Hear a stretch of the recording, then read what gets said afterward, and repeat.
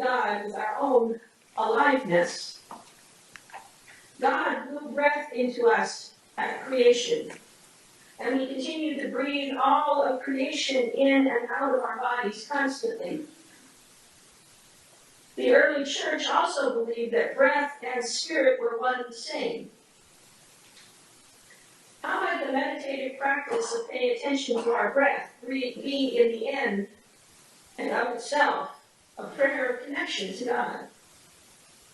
When we embrace our bodies as the holy vessel of God, we become even more our true selves, which has been there all along. So let us come and rest and come and listen, listening to the wisdom deep within that calls us closer to God. Our first reading this morning is from the Psalms, Psalms 139. Lord, you have examined me. You know me.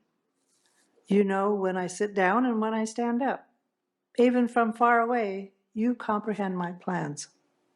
You study my traveling and resting. You are thoroughly familiar with all my ways. There isn't a word on my tongue, Lord, that you don't already know completely.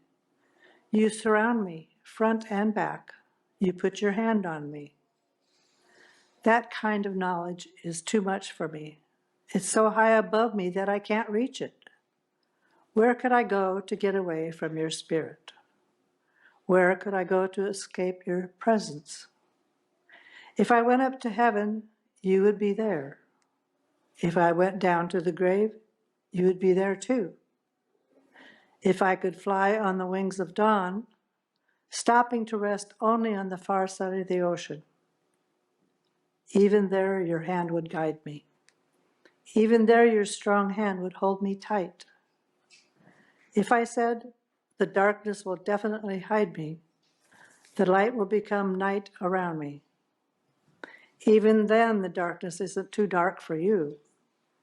Nighttime would shine bright as day, because darkness is the same as light to you.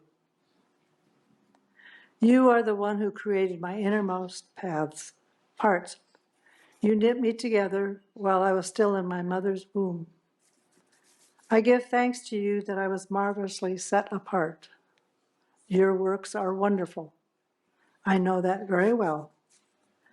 My bones weren't hidden from you when I was being put together in a secret place, when I was being woven together in the deep parts of the earth. Your eyes saw my unformed substance, and on your scroll every day was written that was being formed for me, before any of them had yet happened. Commercials. If you spend any time at all watching TV, surfing online, or perusing any sort of social media, you're going to be bombarded by them. They pervade every form of media we consume. And one prominent type of commercial are all those commercials for health and beauty products, a significant number of which seem to be focused on how to improve one's physical appearance or hide or reverse the signs of aging. Commercials for weight loss products, for skin creams and makeup that can erase or hide wrinkles, for plastic surgeries or treatments that can make you look years younger, for shampoos, soaps, lotions, and potions that can give your hair and skin that youthful glow you've always wanted, for supplements that can give you back your youthful energy and make you feel like you did in your 20s. But what intrigues me here is that no one seems to question what is driving this widespread desire among both men and women to strive for a particular body type or maintain a youthful appearance and slow or reverse aging. Beyond efforts to stay healthy throughout one's life by maintaining disciplines of exercise and good nutrition and proper sleep, the quest for external beauty seems to miss what is truly beautiful about each human being, which is that each of us are unique, created, and loved by God. Which brings us to Psalm 139, a beautiful prayer in which the writer revels in the inescapable presence of God in his life, both now and forever. Lord, you have searched me and you have known me, he declares. You know when I sit down and when I rise up. You discern my thoughts from far away. You search out my path and my lying down and are acquainted with all my ways. Even before a word is on my tongue, O Lord, you know it completely. You hem me in behind and before and lay your hand upon me. Now notice how many second person statements the psalmist makes in these first 5 verses. Lord, you have searched, you know, you discern, you are acquainted, you hem me in. And notice how often the psalmist refers to self. You have searched me, you have known me. When I sit down, when I rise up, my thoughts, my path, my ways, you hem me in.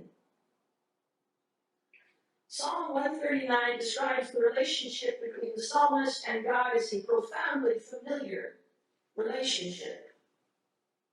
In other words, there is no place the psalmist can hide from God, nor would the psalmist want to, because such knowledge is too wonderful even to comprehend. God's presence is with the psalmist at all times and in every circumstance, and that's enough to bring him a sense of inner security and comfort. He continues, where can I go from your spirit? Where can I go to escape your presence?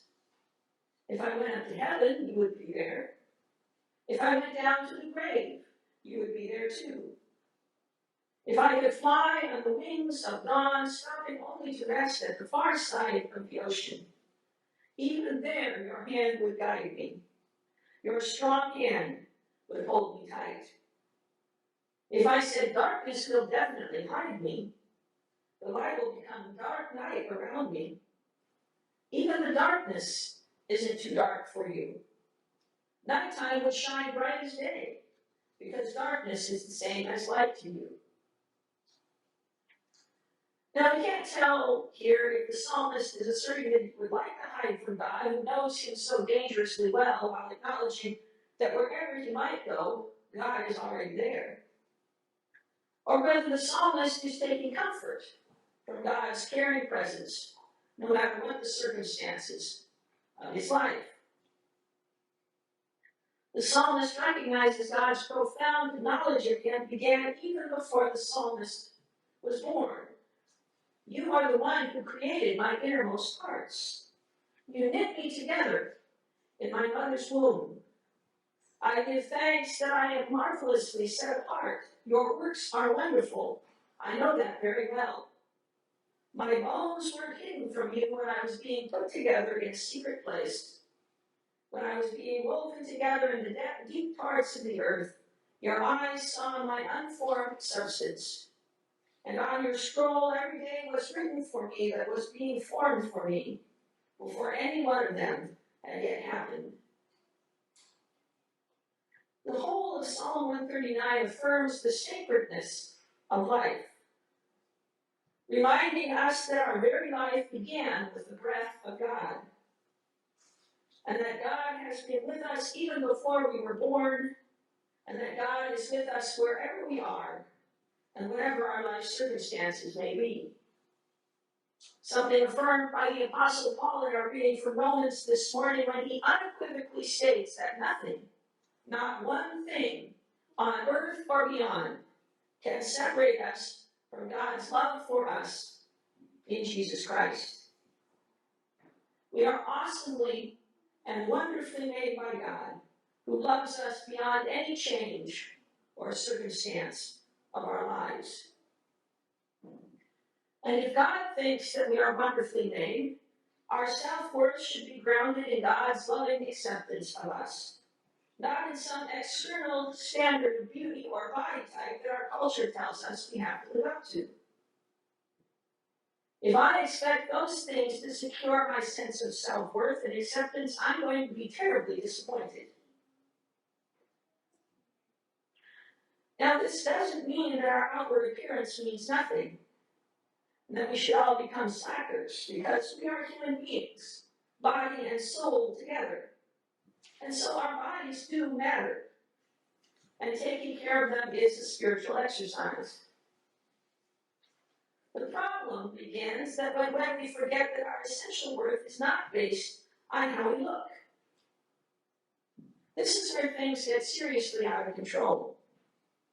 Children and teens, boys, but especially girls, attach a dangerous, physically and psychologically damaging amount of importance to their physical appearance. TikTok, Instagram, and other social media reinforce the message that there is a certain body type and standard of beauty that is acceptable. And falling outside that standard is bad and shameful. And yet adults do the same, though perhaps to a lesser extent. But along the way, the inner beauty that has been given to every human being is forgotten. And our self-worth is dependent on precisely the wrong things. There are no amount of beauty products or cosmetic surgeries that can improve God's image in us. Each of us was formed and framed by God. God's eyes beheld our unformed substance. God knit us together in our mother's womb. So we have a choice. To deny that image of God within us, constantly trying to improve our appearance in order to live up to some artificial standard of beauty, or accept who we are, reverently, wondrously, strikingly, remarkably, differently made by a God who loves us, who is with us, who surrounds us, and who guides us always in ways that are beyond human explanation. Amen.